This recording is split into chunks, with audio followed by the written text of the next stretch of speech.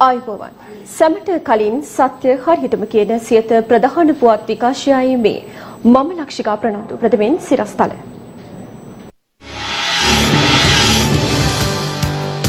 කොළඹ හුදකලා කර ඇති නිවාස සංකීර්ණ හුදකලා බවින් ඉවත් කරන ලෙසට ජනතාව උද්ඝෝෂණේ තව ටික දවසක් ඉවසන්න හුදකලා බව ඉවත් කරනවා සෞඛ්‍යංශ කියයි කොවිඩ් රෝගීන් වාර්තා වීම හේතුවෙන් මහනුවර මහයාවට සහ තලවකැලේ ආගරපතන ප්‍රදේශයේ කොටසකට සංචරණ සීමා. ඥාතීන් බහර නොගත් කොවිඩ් මලසිරුරු ආදාහනය කිරීමට පියවර ගන්න. නීතිපතිගෙන් සෞඛ්‍ය සේවා අධ්‍යක්ෂ ජෙනරාල්වරයාට උපදෙස්. මහර බන්ධනාගාර සිද්ධිය සම්බන්ධයෙන් සොයා බැලීමට පත් කළ පංචපුද්ගල කමිටුවේ වාර්තාව පාර්ලිමේන්තුවට. මියගිය රැඳවියන් 11 දෙනාගේ පශ්චාත් මරණ පරීක්ෂණ වාර්තා තමන් වෙත ඉදිරිපත් කරන ලෙසට අධිකරණයෙන් නියෝග. සංවර්ධනයට ඇති විශාලතම බාධකය දූෂණයයි ජනපති අවධාරණය කරයි. පාර්ලිමේන්තුව උණුසුම් කළ කොරෝනා පැණිය. නලින් බණ්ඩාරගේ රූන් පෙත්ත. නාවික හමුදාවේ 70 වන සංවත්සරය අදයි. සංවත්සරයට සමගාමීව යුද නැව් ප්‍රදර්ශනයක් කොළඹ ගාලමුවදුර මුහුදු තීරයේදී. ප්‍රථමයෙන් දේශීය පුවත් කොරෝනා වෛරසය ආසාදනය වීමෙන් මියගිය ඥාතීන් විසින් බහර නොගත් පුද්ගලින්ගේ සිරුරු වහාම ආදාහනය කිරීමට පියවර ගන්නා ලෙස නීතිපති දප්පුලද ලිවේරා මහතා සෞඛ්‍ය සේවා අධ්‍යක්ෂ ජෙනරාල්වරයාට උපදෙස් ලබා දී තිබෙනවා. මේ අතර කොවිඩ් වෛරසය ආසාදිත පුද්ගලින් හමුවීමත් සමග මහනුවර මහයාව ප්‍රදේශය සහ තලවකැලේ ආගරපතන ප්‍රදේශයේ කොටසකට සංචරණ සීමා පැනවීමට සෞඛ්‍යාංශ අද පියවර ගත්තා. ඊයේ දින මෙරටින් නව ආසාදිතයින් 798 දෙනෙකු හඳුනා ගැනීමට හැකි වුණා. ඉන් ආසාදිතයින් 797 දෙනෙකුම දේශීය වශයෙන් හඳුනාගත් බවයි COVID-19 පැතිරීම වැළැක්වීමේ ජාතික ක්‍රියාන්විත මධ්‍යස්ථානය සඳහන් කළේ. ඊයේ දිනත් වැඩිම ආසාදිතයින් සංඛ්‍යාව කොළඹ දිස්ත්‍රික්කයෙන් හඳුනා ගැනුණා. එම සංඛ්‍යාව 526ක්. ඊට අමතරව ගම්පහ දිස්ත්‍රික්කයෙන් ආසාදිතයින් 97ක් සහ කළුතර දිස්ත්‍රික්කයෙන් ආසාදිතයින් 53ක් වාර්තා වුණා.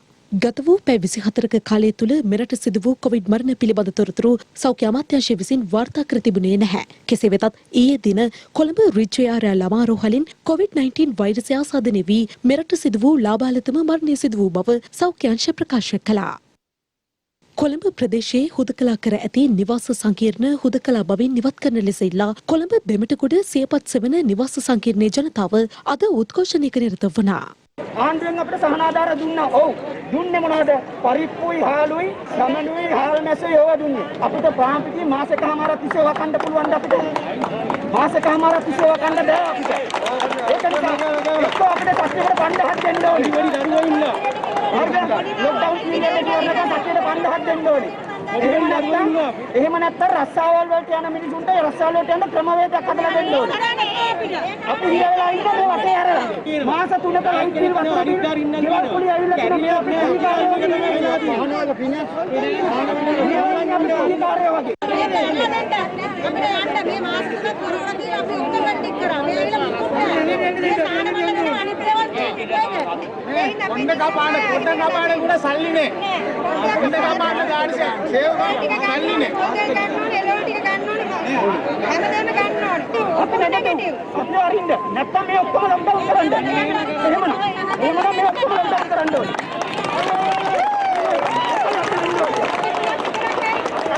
කොළඹ නගර සභා සීමාව තුළ මේ අවස්ථාව වන විට ප්‍රදේශ කිහිපයක්ම සංචාරණය සීමා කර හුදකලා තත්ත්වයට පත් කර තියෙනවා. මේ වෙන විට සති 8කට ආසන්න ප්‍රමාණයක් ගත වෙලා තියෙනවා. අපි මේ කරන්නේ අත් වශයෙන්ම ඉතාමත්ම දුෂ්කර තීරණයක්. කැමැත්තෙන් ගන්න තීරණයක් නෙවෙයි. නමුත් මේ COVID-19 රෝගය ව්‍යාප්ත වීම වැළැක්වීම සඳහා ඉතාමත්ම දැඩිසේ සංචාරණය සීමා කරන්න සිද්ධ වෙන අවස්ථා තියෙනවා. එහෙම කළොත් විතරයි අපිට ව්‍යාප්ත වීම වළක්වා ගන්න පුළුවන් වෙන්නේ. අපි දන්නවා ඒ තුලින් ජන ජීවිතයට විශාල හානියක් විශාල පාඩුවක් සිද්ධ වෙනවා පසුබෑමක් සිද්ධ වෙනවා. නමුත් අපි රටක් ගැන විදියට හිතලා මේ රටින් COVID-19 රෝගය තුරන් කිරීම සඳහා අපි සාමාන්‍ය ජන ජීවිතේ නැවත පටන් ගැනීම සඳහා හැමෝගෙම දායකත්වය අවශ්‍ය වෙනවා. ඒ හින්දා තමයි මේ විදියට යම්කිසි විදියකට සමහර ස්ථාන හුදකලා කිරීමට අපිට සිදු වෙන්නේ. සමහර වෙලාවට දීර්ඝකාලීනව හුදකලා කරන්න සිද්ධ වෙන්නේ. රාජ්‍ය විසින් තීරණයක් අරගෙන තියෙනවා. ඉතාමත්ම ඉක්මනින් මේ ප්‍රදේශ හුදකලා තත්ත්වයෙන් මුදවා ගැනීම සඳහා ක්‍රියාමාර්ග ගැනීමට ජනතාවගෙන් ඉල්ලා හිටිනවා එතෙක් වෙනකල් ඉවසීමෙන් ඉන්න. තලවකැලේ ආගරපතන ඇල්බියන් වත්තේ තෝන්ෆීල්ඩ් කොටස සම්පූර්ණයෙන්ම හුදකලා කොට සංචලන සීමා පැනවීමට අද සිට පියවරගත් බව සෞඛ්‍ය අංශ ප්‍රකාශ කළා. තෝන්ෆීල්ඩ් කොටසෙන් ඊයේ දින ආසාදිතයෙකු හමුවීමත් සමග මෙම තීරණයගත් බවයි මහජන සෞඛ්‍ය පරීක්ෂකවරුන් ප්‍රකාශ කළේ. එසේම දැනට එම වතු කොටසේ පුද්ගලින් 150ක් පමණ ස්වයං නිරෝධායනයට යොමු කර තිබෙනවා. මේ අතර මහනුවර මහයාව ප්‍රදේශයෙන් COVID-19 ආසාදිත පුද්ගලින් 28 දෙනෙකු හඳුනා ගැනීමත් සමග මහනුවර මහයාව ප්‍රදේශය යලි හුදකලා කිරීමට කටයුතු කළ බව මහනුවර මහනගර සභාවේ නාගරික කොමසාරිස් අමිල නවරත්න මහතා ප්‍රකාශ කළා. මහනුවර නගර සීමාව තුළ මහයාව ප්‍රදේශයෙන් කොවිඩ් ආසාදිතයින් 28ක් වාර්තා වීමත් සමග තීරණය කළා මහයාව ප්‍රදේශය සංචාරන සීමා පනවන්න. මහයාව කියන්නේ අපේ නගර සීමාවට සේවය සපයන විශාල සහෝදර ජනතාව ජීවත් වෙන ප්‍රදේශයක්. ඒ හා සමානවම බෝගම්බර ප්‍රදේශයත් මීට පෙර මේ වගේම සංචාරන සීමා පනවලා නිරෝධායන කටයුතු ආරම්භ කරලා තියෙනවා. මේත් එක්ක නුවර ජනතාවට මහනුවර නගර සභා සීමාව තුළ ආසාදිතයින් සමග මුසු වීම වැළැක්වීම සිද්ධ වෙනවා. ඊට අමතරව මධ්‍යම වෙනද පොළ අපි වසා තිබ්බා සතිය එකහමාරකට ආසන්න කාලයක්. අපි දැන් එහි අවශ්‍ය පරීක්ෂණ කටයුතු කිරීමෙන් පසු ක්‍රමක්‍රමයෙන් ඒක විවෘත කරගෙන යනවා. කොරෝනා වසංගතයෙන් මියගිය ඥාතීන් විසින් බහර නොගත් පුද්ගලයන්ගේ සිරුරු වහම ආදාහනය කිරීමට පියවර ගන්නා ලෙස නීතිපති දප්පුලද ලිවේරා මහතා සෞඛ්‍ය සේවා අධ්‍යක්ෂ ජෙනරාල්වරයාට උපදෙස් ලබා දී තිබෙනවා. නීතිපතිවරයා මෙම උපදෙස් ලබා දී ඇත්තේ සෞඛ්‍ය සේවා අධ්‍යක්ෂ ජෙනරාල්වරයා ඉදිරිපත් කළ ඉල්ලීමක් සැලකිල්ලට ගනිමින්. කොරෝනා වසංගතයෙන් මියගිය ඥාතීන් විසින් බහර නොගත් මල සිරුරු 19කට ආසන්න ප්‍රමාණයක් දිවයිනේ රෝහල් කිහිපයක මෘත ශරීරාගාරවල මෙවන විට තැන්පත් කර තිබෙනවා. මේ අතර භාවිතා කිරීමෙන් පසු ඉවතලන මුහුණු ආවරණ විධිමත් ලෙස බැහැර නොකිරීම ඉදිරියේදී බරපතල පරිසර හානියක් බවට පත්විය හැකි බව අමාත්‍ය මහින්ද අමරවීර මහතා අද පැවති මාධ්‍ය හමුවකදී අවධාරණය කළා. කෝටි 14ක මුඛාවරණ පරිසරයට නිකුත් වුණා කියලා තමයි අපිට වාර්තා කරලා තියෙන්නේ. තමන්ගේ ආරක්ෂාව වෙනුවෙන් මුඛාවරණයක් පැනඳගෙන ඉන්නා වගේම ඒක ඉවත් කිරීමෙන් තවත් කෙනෙකුට හානියක් නොවන විදියට ඒක ඉවත් කරනවා. මේ අතර එළඹෙන උත්සව සමයේදී ජනතාව කටයුතු කළ යුතු ආකාරය පිළිබඳව අද සෞඛ්‍ය ප්‍රවර්ධන කාර්යාංශයේදී දැනුවත් කිරීමේ මාධ්‍ය හමුවක් පැවැත්වුණා. නත්තල් සමයේ උත්සව උත්සව සමයේ සාප්පු සවාරි සීමා කිරීම මෙවැනි කටයුතු වලට යනවා නම් පවුලේ එක්කෙනෙක් පමණක් එවැනි කටයුතු සඳහා සහභාගී වීම උත්සව සංවිධානය කිරීම මේ කාලය තුළදී හැකියතාක් දුරට සීමා කිරීම ඒ වගේම එවැනි උත්සව සංවිධානයේ පවුල ඇතුළේ විතරක් මේ කටයුතු කරන්න කියන එක ඒ වගේම බෝනෝන රෝග වලින් පෙළෙන දෙමාපියන් එවැනි පොදු ස්ථානවලට ගෙනියන්න නැතුව ආරක්ෂා කර ගැනීම තවදුරටත් වැදගත්. මේ අතර මෙරට ජනතාවට නිදුක් නිරෝගී සුවය ප්‍රාර්ථනා කරමින් සහ COVID-19 වෛරසයෙන් රටත් ජනතාවත් ආරක්ෂා වේවායි ප්‍රාර්ථනා කරමින් පසුගිය නොවැම්බර් මාස 12 වන දින කොළඹ නිදහස් චතුරස්‍රයේ ආරම්භ වූ පිරිත් සජ්ජායනය අද උදෑසනින් අවසන් වුණා. දින 21ක් පුරා පැවති පිරිත් සජ්ජායනය අද අවසන් වුණේ සංඝයා වහන්සේලා 59ක් විශේෂෙහි හිල් දානය පිළිගැන්වීමෙන් අනතුරුවයි.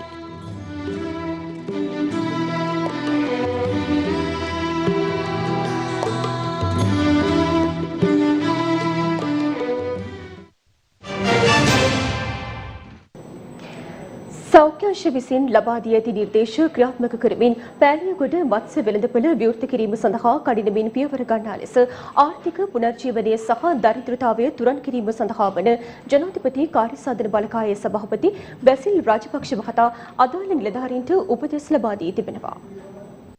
මෙහිදී ප්‍රධාන වශයෙන් මත්ස්‍ය වෙළඳපොලේ පිටවීමේ දොරටු සහ මාර්ග පිළිසකර කිරීම කඩිනමින් නිම කරන ලෙසත් වෙළඳපොළ භූමිය තුළ භක්ෂණයෙන් සිදුවන අපවිත්‍ර වීම වැළැක්වීම සඳහා අවශ්‍ය ක්‍රමවේද සකස් කරන ලෙසත් බැසිල් රාජපක්ෂ මහතා අදාළ නිලධාරීන්ට උපදෙස් ලබා දී තිබෙනවා. පෑලියගොඩ නගර සභාවේ මහජන සෞඛ්‍ය පරීක්ෂකවරුන් ප්‍රමාණවත් නොමැති නම් විශ්‍රාමික මහජන සෞඛ්‍ය පරීක්ෂකවරුන් බඳවාගෙන මත්ස්‍ය වෙළඳපොලේ සෞඛ්‍ය ආරක්ෂණ විධිවිධාන ක්‍රියාත්මක කිරීම සහ අධීක්ෂණය තවදුරටත් ශක්තිමත් කරන ලෙසත් බැසිල් රාජපක්ෂ මහතා මෙහිදී අවධාරණය කර සිටියා. පෑලියගොඩ මත්ස්‍ය වෙළඳපොළ මෙලෙස ප්‍රතිසංස්කරණය කරනු ලබන්නේ වසර 10කට පමණ පසු වන අතර ලබන සඳුදා වන විට නව මැනින් වෙළඳපොළ ආරම්භ කිරීමට කටයුතු කරන ලෙස අදාළ බලධාරීන්ට උපදෙස් ලබා දුන් බැසිල් රාජපක්ෂ මහතා වෙළඳසැල් බෙදා දීමේදී මතුවන ගැටලු සම්බන්ධයෙන් කරුණු සොයා බැලුවා. මැනින් වෙළඳපොළෙහි පැරණි වෙළඳසැල් හිමියන්ට නව වෙළඳසැල් ලබා දීම අවසන් කර ඇති බවත් අලුතින් කිසිවෙකුටත් වෙළඳසැල් ලබා දී නොමැති බවත් මෙහිදී නිලධාරීන් විසින් පෙන්වා දී තිබෙනවා. රටේ වැඩි දිනෙකගේ ජීවන ජීවනෝපාය වී ඇත්තේ කෘෂි කර්මාන්තය සහ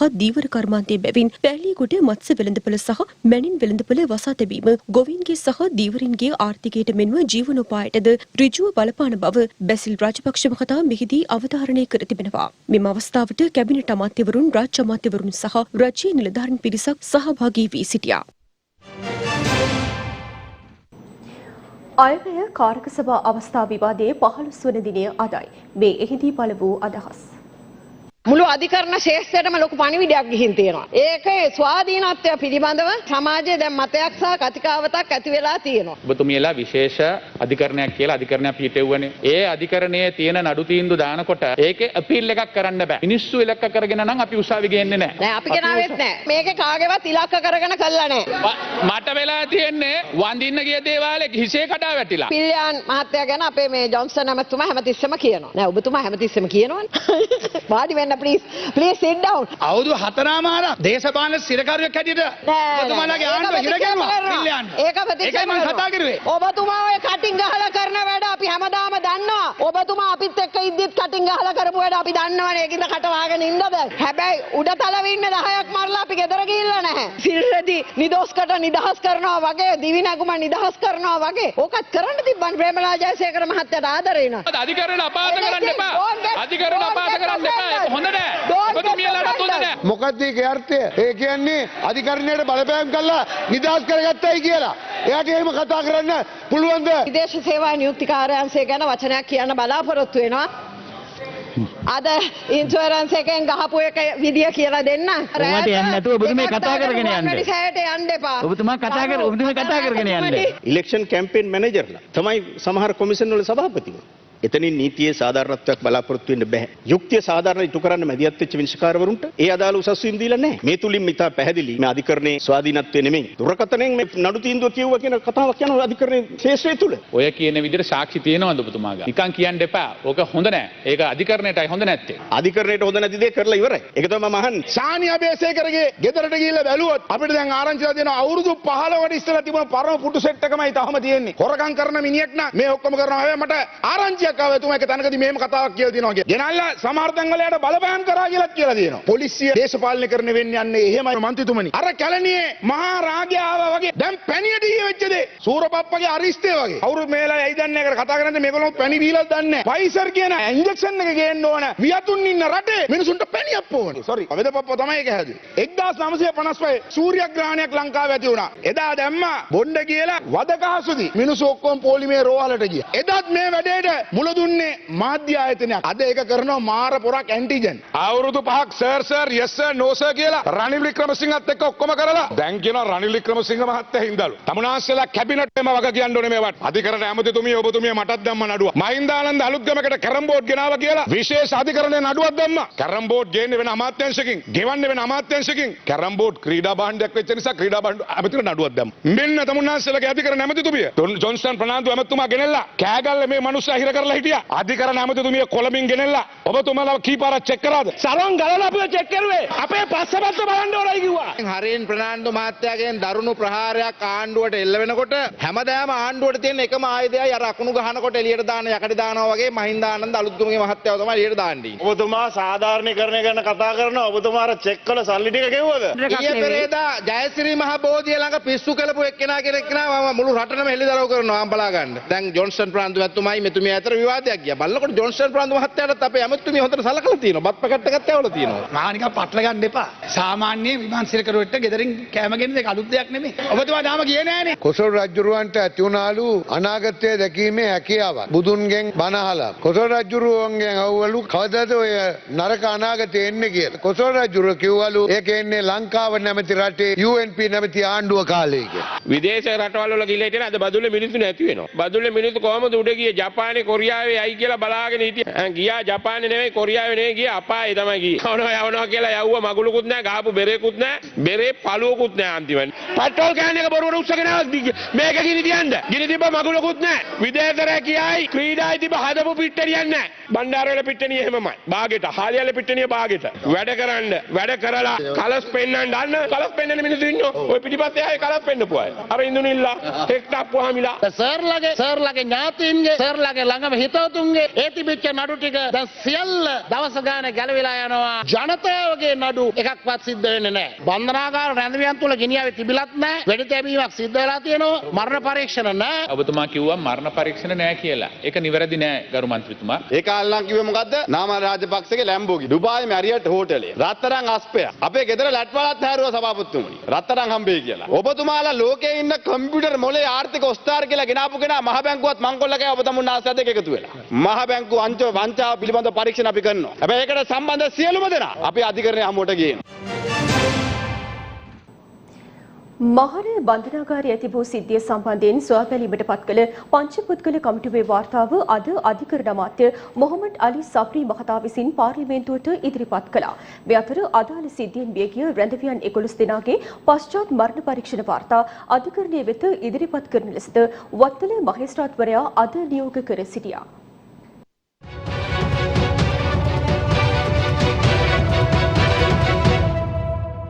රැඳවියන් 11 දිනකට මරු කැඳවමින් තවත් රැඳවියන් 106 දිනකට තුවාල සිදු කරමින් මහර බන්ධනාගාරයේ සිදු වූ සිද්ධිය සම්බන්ධයෙන් වූ නඩුව ඊයේ දින වත්තල මහේස්ත්‍රාත් අධිකරණයේ හමුවේ කැඳවනු ලැබුවා. එහිදී අදාළ මියගිය රැඳවියන්ගේ මෘත ශරීර පිළිබඳ පශ්චාත් මරණ පරීක්ෂණ කටයුතු විශේෂඥ අධිකරණ වෛද්‍ය නිලධාරී මණ්ඩලයක් විසින් සිදු කළ යුතු බවට නීති දෙපාර්තමේන්තුව විසින් අධිකරණයට කරුණු වාර්තා කර තිබෙනවා. ඒ අනුව අදාළ සිද්ධියෙන් මියගිය රැඳවියන් 11 දෙනාගේ පශ්චාත් මරණ පරීක්ෂණ වාර්තා අධිකරණයේ වෙත ඉදිරිපත් කරන ලෙස අද මෙම සිද්ධිය පිළිබඳ නඩුව කැඳ වූ අවස්ථාවේදී වත්තල මහේස්ත්‍රාත් බුද්ධිකසී රාගල මහතා විසින් නියෝග කරනු ලැබුවා. එමෙන්ම අදාළ රැඳවියන්ගේ මෘත ශරීර මේ වන විට රාගම රෝහලේ මෘත ශරීරාගාරයේ රඳවා ඇති අතර එමගින් COVID-19 වෛරසය පැතිරීමේ අවදානමක්ද පවතින බවට නීතිපති දෙපාර්තමේන්තුව සහ ශ්‍රී ලංකා පොලිසිය වෙනුවෙන් අධිකරණයේ හමුවේ පෙනී සිටි රජයේ නීතිඥ නිශාරා ජයරත්න මහත්මිය සඳහන් කර සිටියා. අදාළ මරණ පරීක්ෂණ සිදු කිරීම සඳහා රජයේ ජ්‍යෙෂ්ඨ අධිකරණ වෛද්‍යවරුන් තිදෙනෙකු සහ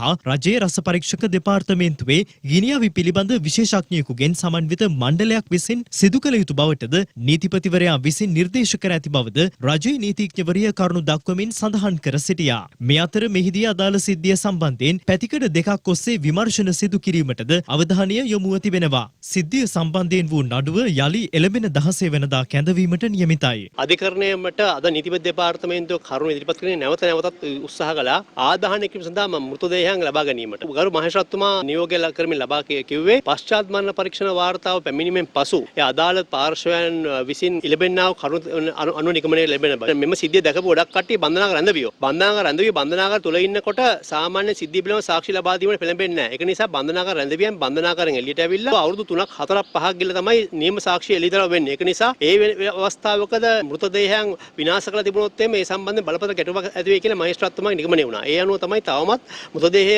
ආදාහනය කිරීම සම්බන්ධ නියෝගය ලබා දුන්නේ නැත්තේ. හිරගයක් ඇතුලේ තාප්පයකට වට වෙලා ඉන්න මිනිසුන් අමානුෂික විදියට සිද්ධ කරපු ඝාතනය යට ගහන්න ඒ අපරාධය වහන්න උත්සාහ කරපු වෙලේ අපිට සිද්ධ වුණා ඒ වෙනුවෙන් හඩ නගලා මේ අපරාධය වහන්න හදපු ඒ පාර්ලිමේන්තුවේ ඉන්න උන්නැහෙලව බිත්තියට හේතු කරන්න. විශේෂ බන්ධනාගාර ඇමතිතුමා තමන්ගේ පාර්ලිමේන්තු වරප්‍රසාද වලට මුවා වෙලා මහ ජනතාවට බොරු කියලා විහිළු සැපෙව්වා. මෙතන වෙඩි තැබීමක් සිද්ධ වෙලා නැහැ කියලා මේ මරණ ටික පුච්චලා දාන්න උත්සාහ කරා. බොරු ගොඩක් පාර්ලිමේන්තුවේදී කිව්වා මේ මත්පෙති පාවිච්චි කරලා මේ රැඳවියෝ මේ කලාකාරී විදියට හැසිරුණා කියලා. මෙවැනි වගකිය යුතු ඇමතිවරු ලැජ්ජ වෙන්න ඕනේ මේ වගේ විහිළු මහ ජනතාවට සැපයීම සම්බන්ධයෙන්. මේ වන විට මහර බන්ධනාගාරයේ සිදු වූ සිද්ධිය සම්බන්ධයෙන් අපරාධ පරීක්ෂණ දෙපාර්තමේන්තුව විසින් 165 දෙනෙකුගේ ප්‍රකාශ සටහන් කරගෙන ඇති අතර මියගිය රැඳවියන් 11 දෙනාගෙන් 8 දෙනෙකුගේ සිරුරු හඳුනාගෙන තිබෙනවා. මියගිය පුද්ගලයන් 11 දෙනාගෙන් 8 දෙනෙකුගේ මෘත ශරීර මේ වන විට ඥාතීන් විසින් හඳුනාගෙන තිබෙනවා. අධිකරණය මගින් ලබා දෙන නියෝගය අනුව මෘත ශරීර සම්බන්ධයෙන් ඉදිරියේදී කටයුතු කිරීමට බලාපොරොත්තු වෙනවා. මේ අතර මහර බන්ධනාගාරයේ සිද්ධිය සම්බන්ධයෙන් සොයා බැලීමට පත් කළ පංච පුද්ගල කමිටුවේ අතුරු වාර්තාව අද අධිකරණ අමාත්‍ය අලි සබ්රි මහතා විසින් පාර්ලිමේන්තුව වෙත ඉදිරිපත් කරනු ලැබුවා. 2020-11-29 දින මහර බන්ධනාගාරය තුල සිදු වූ සිද්ධිය සම්බන්ධයෙන් අමාත්‍යංශයක් වශයෙන් මගේ අමාත්‍යංශයත් රාජ්‍ය අමාත්‍යංශයත් ගන්න පියවර පිළිබඳව අපෙන් විමසුවා. අපි වහාම ක්‍රියාත්මක වෙලා පංචපුද්ගල කමිටුවක් ස්ථාපිත කරා. ඒ අනුව අපිට වාර්තාවක් සතියකින් ලබා දීලා තියෙනවා. අතුරු වාර්තාවක් ප්‍රධාන වාර්තාව මාසකින් ලබා දෙනවා කියලා තියෙනවා. එහි පසුබිම ස්ථානීය පරීක්ෂණයේ නිරීක්ෂණ අනුගමනය කළ යුතු ක්‍රියාපටිපාටිය සාක්ෂි විශ්ලේෂණය කමිටු නිරීක්ෂණ හා කමිටු නිර්දේශ කියලා වාර්තාවක් ඉදිරිපත් කරලා තියෙනවා. මම ගරු සභාවට මේක සභාගත කරනවා. තියෙනවා. කමිටුවේ නිර්දේශ දැනටමත් ක්‍රියාත්මක කිරීමට මා සහ ව්‍යාපෘති අමාත්‍යවරයා එකතුව කටයුතු කරගෙන යනවා. මේ අතර මහර බන්ධනාගාරයේ සිද්ධිය සිදු වූ දිනට පසුදින රැඳවියන් හට සිද්ධිය සම්බන්ධයෙන් පොලිසිය සහ බන්ධනාගාර අධිකාරිය විසින් කරුණු පැහැදිලි කරන අයුරු දැක්වෙන දර්ශන අද මහර බන්ධනාගාර අධිකාරිය විසින් මාධ්‍යයට නිකුත් කර තිබෙනවා.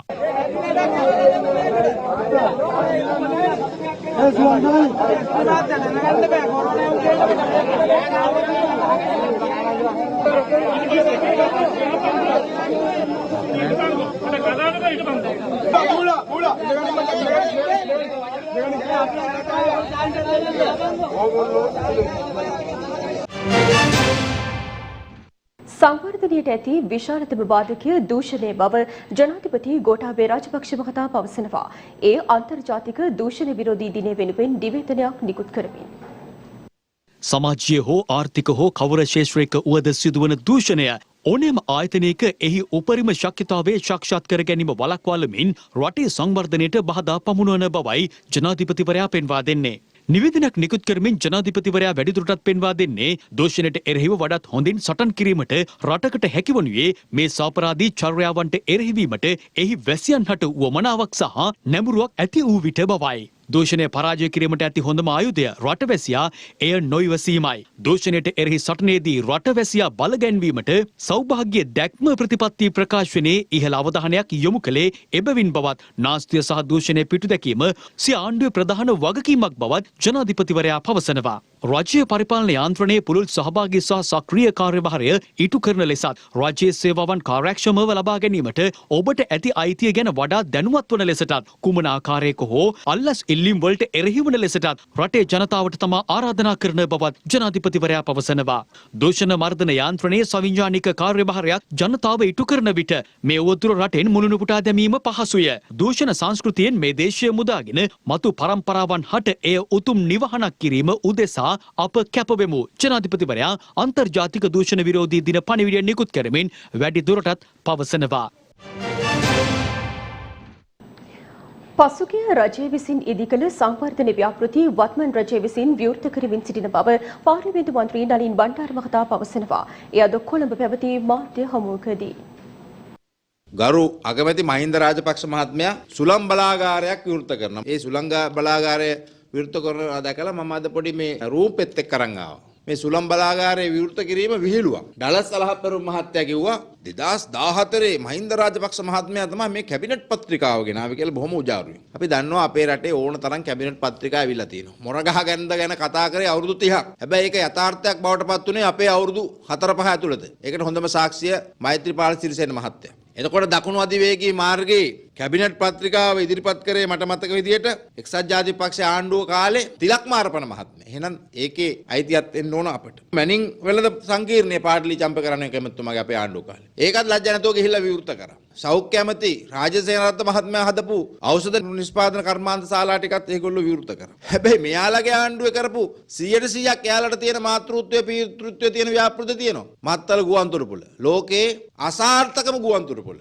ඒවට අපිට කිසිම අයිතියක් නැහැ. ඒ වගේම අර ජාත්‍යන්තර සම්මන්ත්‍රණ ශාලාවක් තියෙනවා හම්බන්තොට. ශාලාව තියෙනවා සම්මන්ත්‍රණ නැහැ. ඒ වගේම සූර්යාවල ක්‍රීඩාංගණය වගේ අසාර්ථක ව්‍යාපෘති ගණනාවක පීතෘත්වය ඒගොල්ලන්ට තියෙනවා. හෙට අනිද්දා වෙනකොට අපේ කාලේ ආරම්භ කරලා අවසාන අධීරයටම ගෙනාපු හොරණ වගවත්තේ ටයර් කර්මාන්ත ශාලාවත් විවෘත කරන්න ඒ ලැජ්ජ නැතුව. ඊළඟට වොක්සගන් කියලා පතුරු ගහපු කාර් එකලස් කිරීමේ කර්මාන්ත ශාලාව. ඒකත් මේගොල්ලෝ විවෘත කරන්නේ මෙයාලට ලැජ්ජාවක් නැහැ. රටට පණ දෙන විමල් දැන් මිනිස්සුන්ගේ රුපියල් 5000ටත් කෙලවන්න ගියේ. ඉතින් මම දන්නේ මේ මිනිස්සුන්ට මොන මන්ද මානසිකත්වෙන්ද කිව්වේ කියලා මේ මිනිස්සුන්ට රුපියල් 5000ක් ඇති වෙයි කියලා මාසෙකට.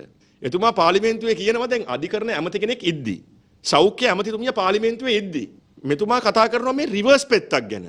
මට එතකොට තමයි වැටහුනේ ඔය රිවර්ස් පෙත්තම තමයි පාර්ලිමේන්තු මන්ත්‍රීවරුන්ට දීලා කතානායකට ගුටි කෙලිය දෙන්න ගියේ ඔය රිවර්ස් පෙත්තම ගහලා තමයි මේ කට්ටිය. ඒකනේ ඔය රිවර්ස් පෙත්ත ගැන දන්නේ. ඉතින් මේගොල්ලා ඒ කාලේ ගහපු රිවර්ස් පෙත්ත තමයි මේගොල්ලගේ අතින්ම අපේ ඉන්න සිරකරුවන්ට දීලා මේ වැඩේ වෙන්නේ නැත්තේ එහෙමයි. නැත්තම් ඉතින් ඕක ගැන දැනගන්න විදියක් නැහැ ශ්‍රී ලංකා නාවික හමුදාවේ අභිමානවත් 70 වන සංවත්සරය අදට යෙදී තිබෙනවා.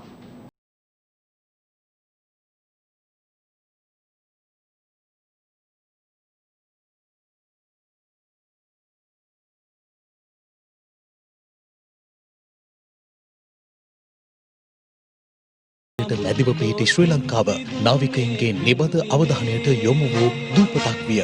එම කාලේ එනම් 1937 දී සිලෝන් නෙවිල් වොලන්ටියර් ෆෝස් ආරම්භ කිරීම සිදු කළා. දෙවන ලෝක යුද්ධය අවසානයත් සමග රාජකීය නාවික හමුදාව විසින් සිලෝන් නෙවිල් වොලන්ටියර් ෆෝස් බ්‍රිතාන්‍ය නාවික හමුදාව යටතට පත් කරගත්තා. එතැන් පටන් එය හැඳින්වූයේ Ceylon royal naval volunteer reserve ලෙසයි.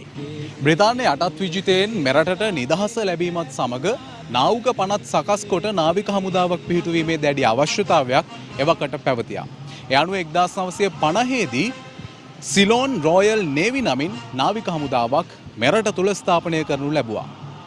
ඉන් අනතුරුව 1972 ජනරජ ව්‍යවස්ථාවෙන් සිලෝන් රොයල් නේවි කියන නාමය ඉවත් කර ශ්‍රී ලංකා නේවි එසේත් නැතිනම් ශ්‍රී ලංකා නාවික හමුදාව ලෙස එහි නම වෙනස් කරනු ලැබුවා. එසේ පිහිටවනු ලැබූ ශ්‍රී ලංකා නාවික හමුදාවට අදට වසර 70ක් සපිරෙනවා.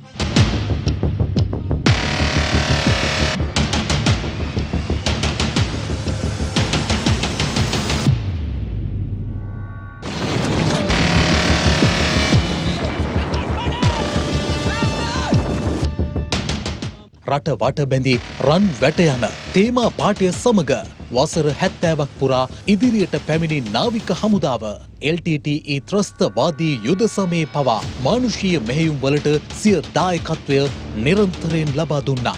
සයුරෙන් පැමිණෙන සියලු ආක්‍රමණ වලට ප්‍රතිප්‍රහාර එල්ල කරමින් මෙරට LTTE ත්‍රස්තවාදයෙන් බේරා ගැනීමට නාවික හමුදාව විශාල කාර්යභාරයක් සිදු කළා.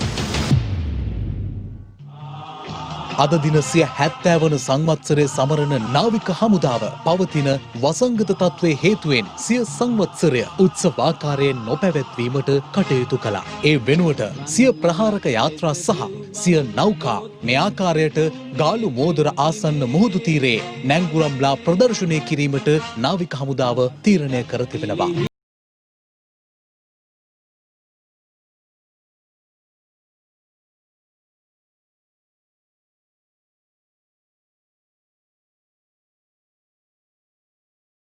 ඉතින් අද දින සයුරල නන්දිමිත්‍ර සහ සුරනිමල යන නෞකා මේ විදියට ගාලු මෝද රසර නැංගුරම්ලා තිබුණා.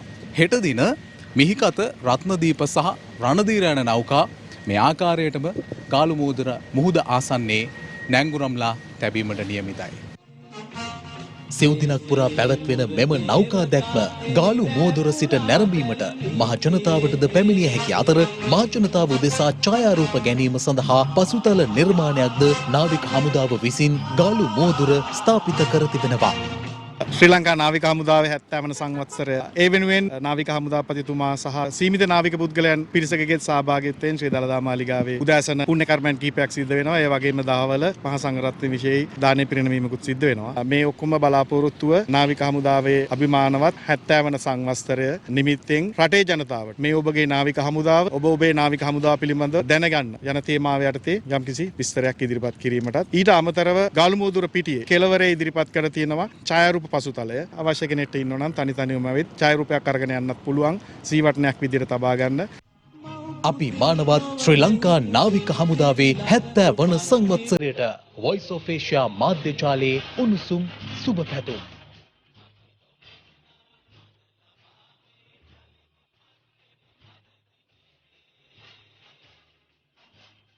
අමාත්‍ය රෝහිත අබේගුණවර්ධන මහතා සහ රාජ්‍ය අමාත්‍ය ඩී.වී. චානක මහතා හම්බන්තොට වරාය පරිශ්‍රයේ සහ මිරිච්චවිල අපනයන සැකසුම් කලාපයේ නිරීක්ෂණ චාරිකාවක නිරත වුණා.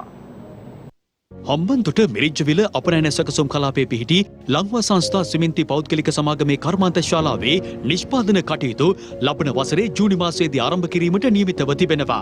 හම්බන්තොට මිරිච්චවිල අපනයන සැකසුම් කලාපයේ අක්කර 63ක භූමි ප්‍රදේශයක පිහිට ඇති මෙම කර්මාන්ත ශාලාව කලාපයේ විශාලතම කර්මාන්ත ශාලාවලින් එකක් වනු ඇති බවටයි අපේක්ෂා කරන්නේ. ශ්‍රී ලංකා ආයෝජන මණ්ඩලයේ ලියාපදිංචි ව්‍යාපෘතියක් වන මෙහි මුල් අදියරේ ආයෝජනය ඇමරිකානු ඩොලර් මිලියන 70ක් වන අතර එහි නිෂ්පාදන ධාරිතාවය වසරකට මෙට්‍රික් ටොන් මිලියන 2.4ක් වනු ඇති බවට ඇස්තමේන්තුගත කර තිබෙනවා. මෙම කර්මාන්ත ශාලාවේ ඉදිකිරීම් කටයුතු නිරීක්ෂණය කිරීම සඳහා අමාත්‍ය රෝහිත අබේගුණවර්ධන මහතා සහ රාජ්‍ය අමාත්‍ය ඩී.වී. චානක මහතා ඇතුළු නිලධාරීන් පිරිසක් ඊයේ දින සහභාගී වුණා.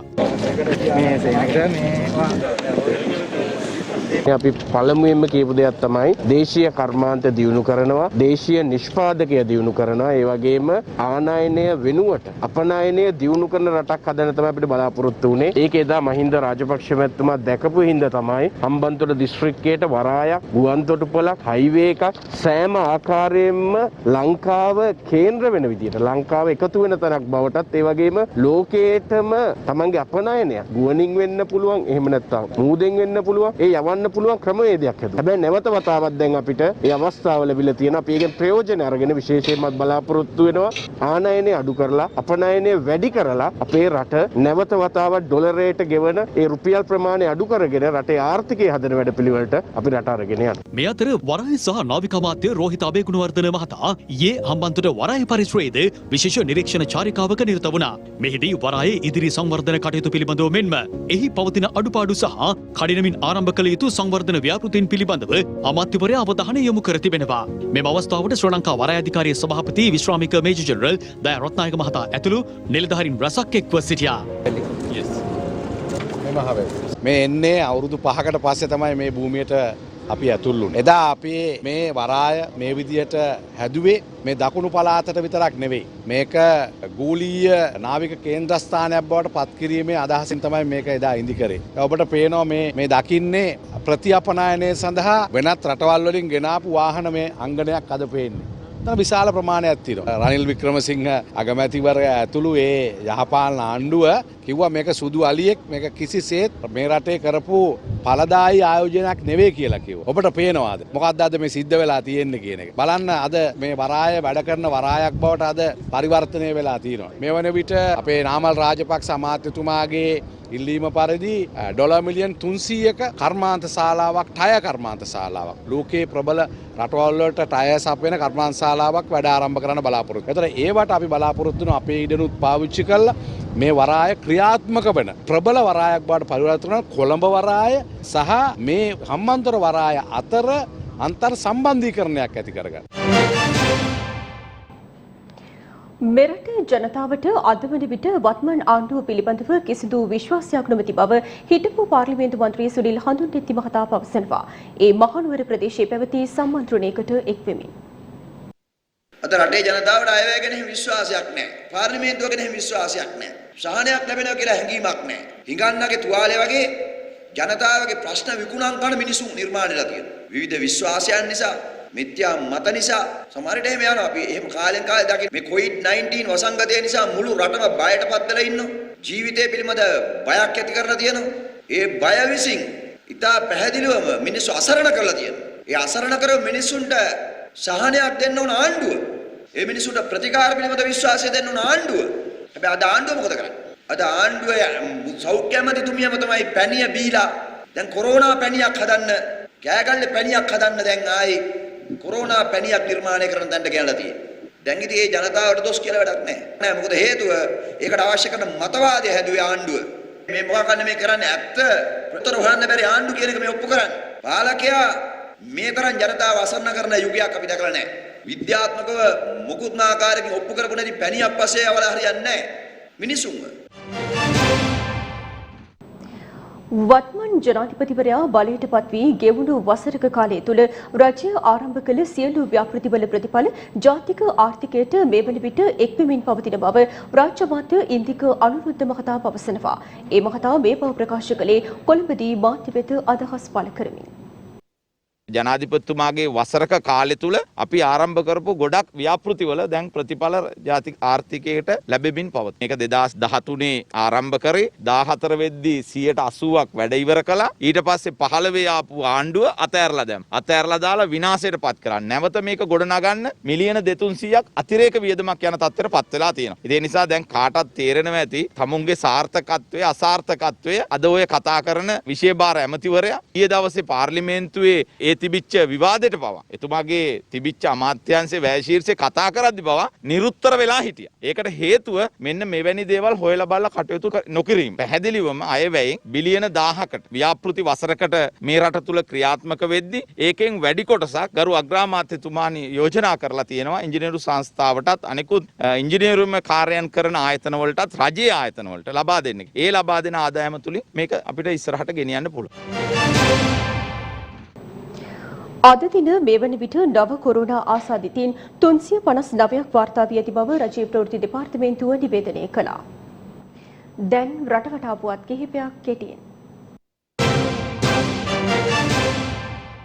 ශ්‍රී ලංකා යුද හමුදාවේ අභියෝගාත්මක කාර්යයන් සඳහා නොබියව ක්‍රියාත්මක වන යුද හමුදා සිංහ රෙජිමේන්තුව ලක්මවට දායාද කළ වීර සෙන්පතිවරයෙකු වූ මේජර් ජෙනරාල් සුභාෂණ වැලිකල රණවිරුවා අභාවප්‍රාප්ත වී තිබෙනවා. මන්නාරම 54 වන සේනාංකාධිපතිවරයා ලෙස කටයුතු කරමින් සිටියදී හදිසියේ මොළයේ ඇති වූ රෝගී තත්ත්වයක් හේතුවෙන් ඒ මහතා සිය ජීවන ගමනට සමුදී තිබෙනවා. ශ්‍රී ලංකා පරමාණුක බලශක්ති නියාමන කවුන්සිලයේ විසින් ශ්‍රී ලංකා ගුවන් හමුදාව වෙත විශේෂ විකිරණශීලී ද්‍රව්‍ය හඳුනා ගැනීම සඳහා ඉවහල් වන විකිරණශීලී මිනුම් උපකරණ කට්ටලයක් පරිත්‍යාග කිරීම අද දින සිදු කරනු ලැබුවා. මෙම පරිත්‍යාගය කොළඹ සූර්ය බලශක්ති සුළං සහ ජල විදුලි බල ව්‍යාපෘති සංවර්ධන අමාත්‍යංශයේදී අමාත්‍ය දුමින්ද දිසානායක මහතා විසින් ශ්‍රී ලංකා ගුවන් හමුදාපති එයා මාර්ෂල් සුදර්ශන පතිරණ මහතා වෙත සංකේතාත්මකව ප්‍රදානය කර තිබෙනවා.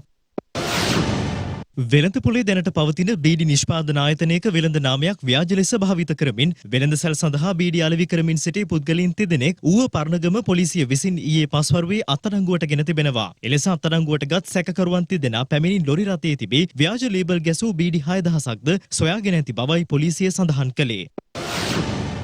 ගෑස් සිලින්ඩර් ප්‍රවාහනය කරන ලොරි රථයක් ඊයේ පස්වරුවේ අනුරාධපුර ත්‍රිකුණාමලය ප්‍රධාන මාර්ගයේ මහකනදරා වැවේ පහළට පෙරළී යාමෙන් එහි රියදුරු සහ සහායකයා බරපතල තුවාල ලබා ඇති බව මිහින්තලේ පොලිසිය පවසනවා. තුවාලකරුවන් ප්‍රතිකාර සඳහා මිහින්තලේ රෝහලට ඇතුළත් කිරීමෙන් අනතුරුව වැඩිදුර ප්‍රතිකාර සඳහා ඒ අවස්ථාවේම අනුරාධපුර ශික්ෂණ රෝහල වෙත මාරු කර යවා ඇති බවයි අප වාර්තාකරු ප්‍රකාශ කළේ.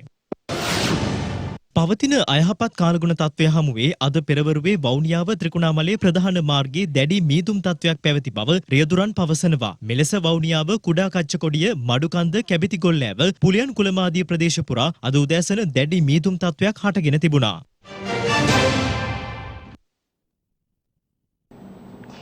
එම පුවතත් සමගින් ප්‍රධාන පුවත් විකාශය අවසන්. ජනිත හමුවෙමු රාත්‍රී 9:35ට. සුබ සන්ධ්‍යාවක්. දිනපතා අලුත් වීඩියෝ සහ ප්‍රවෘත්ති නැරඹීමට ඉහත බටන් එක ක්ලික් කර සියත TV සබ්ස්ක්‍රයිබ් කරන්න.